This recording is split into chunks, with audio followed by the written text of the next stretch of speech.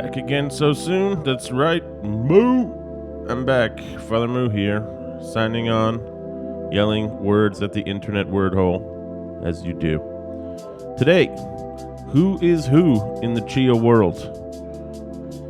The community is still pretty darn small, I gotta say.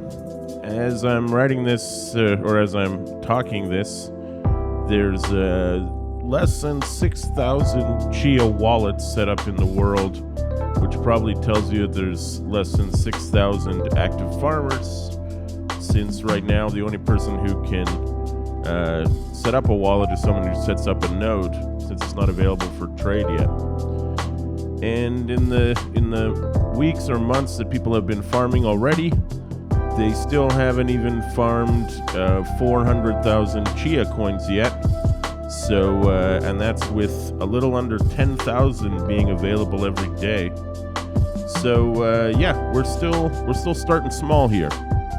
So with that in mind, I thought I've only been at this for a short time as well, but I've been doing my research, and I figured I'd pass on at least the starting points to anybody who wants to dive in, or anybody whose Google searches haven't turned up all the answers they're looking for. So with that in mind, we're going to start with who is who, and we're going to move on to where is where, certain online links that should point you in the right direction if you want more information.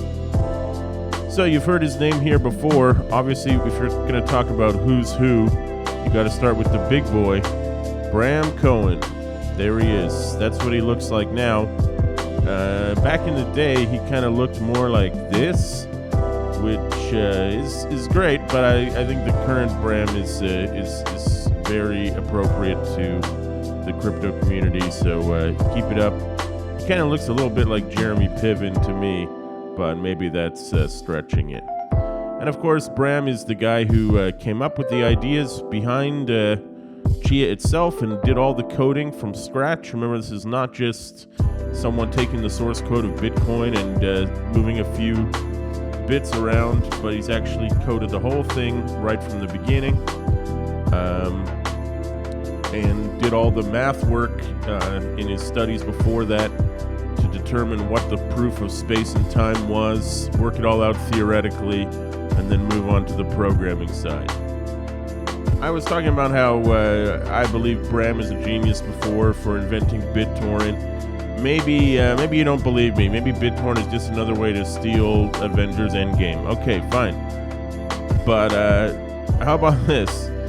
Bram's hobby is designing 3D puzzles, which have a reputation for being fiendishly difficult. I mean, like, you think the Rubik's Cube is hard. Check out some of these bad boys right here. This is what he does for fun. When he's like, man, I want to take a load off, crack a beer, and design a terribly difficult 3D puzzle. That should give you a hint into how this guy's brain works. It works in very mysterious ways.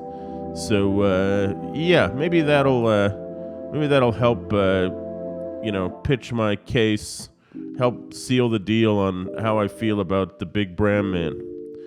Anyway, the CHIA network company itself isn't very big. Another person who was right there from the beginning is Ryan Singer, the famous Navajo artist. Oh wait, no, actually this is a Wikipedia article for some different Ryan Singer. The Ryan Singer who helps run CHIA with Bram is actually this guy, so don't let Wikipedia point you down the wrong path like it did with me.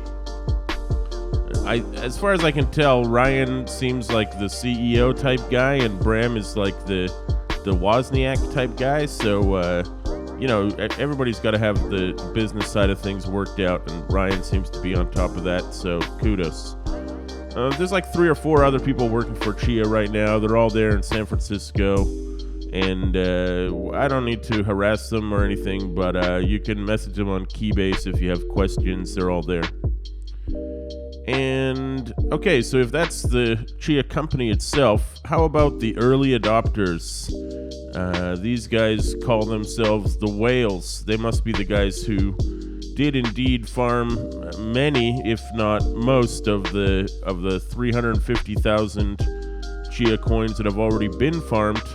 And they've been doing it since they were probably running like test versions and getting their machines optimized back in like 2018 or 2019 when before the mainnet came out in March of this year. So you can see them here. There's their different... some of them use their regular names, but most of them use their online aliases. So you got Kiwi H, you got Gene Hoffman Jr., you got Farming 101, you got Storage GM and Storage JM, and you got Zorinox, I guess you pronounce it.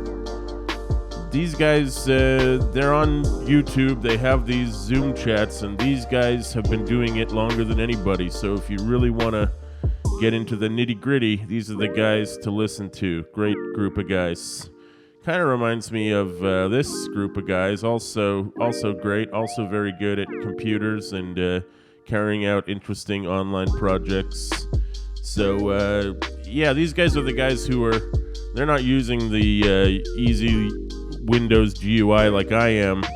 They're running huge setups and writing all their own code in Linux and various other things I'm not really all that good at. That's okay. I'll get there. I will get there. And finally, for the who's who, there's the YouTubers, the people who have been YouTubering even longer than I have. The first guy I came across just by chance who helped me learn about this is a guy who goes by the name iMineBlocks. He doesn't have a really big photo of himself on his site, and he doesn't seem to use his own face, which I can get behind as a fictional hot spring bathing bear. So we'll just go with his channel right now. iMineBlocks seems to know what he's talking about. He's a good guy. You should check him out. Lots of good starter videos there. Another guy is this guy. He's got the curly fancy hair. Coin Breakthrough. Pretty sure this guy was mining Burst Coin, which was another coin that you've farmed or mined with SSDs, with hard drives. But Burst Coin has kind of kicked the bucket. If you ask me, it's more due to human failure than any technical problems. But yeah, Burst Coin is a non-starter. Well, this guy had the hardware from doing that and switched over to CHIA, and now he has lots to tell you. His videos are very clear and good-looking, and he's well-spoken. So take a look at Coin Breakthrough. And last but not least, for the YouTubers I'm currently following, we got this crazy eye mofo, Son of a Tech. This guy also knows what he's doing. He's more of a, I don't know, he's more like a personality-driven YouTuber, and he doesn't just do CHIA. He does other things. He has other things he wants to talk about. So yeah, he presents it in a funny way, and his eyes shoot lasers, so that's always a bonus in the crypto world. So yeah, Son of a Tech is another guy you should be checking out. So if that's who's who, at least to start, I don't have many other names to name than that. Then we've also got Where's Where in the Web. Well, if you're getting started by now, you've probably already gone to chia.net. That's an obvious starting point to download the node and the source code if you want it. There's a lot of pointers from that site which also lead you to the repository on GitHub, which looks like this. This is pretty amazing. They've got all these user-generated charts of SSD endurance, which is measured in total bytes written, or sometimes called terabytes written, or TBW. TBW means like, it's basically like the operational lifetime of a SSD. And it's kind of funny, at least some of the SSD makers out there, they'll tell you what the capacity of their drive is, but they don't always print the TBW in big letters because for commercial drives, it's usually not very much. So as I said, the whales, Gene Hoffman and his crew, they've been testing drives and building farming rigs for months and years. So they've had the chance to not only figure out what the published TBW of a drive is, but also their experiential TBW, like did it actually deliver the mileage that it promised, kind of thing. So it's all here in these charts, and it's really amazing. They also chart their not just their drives, but the entire rigs they built, including costs and what that turns out to. Like if you build a rig using these components, how fast it'll be able to plot.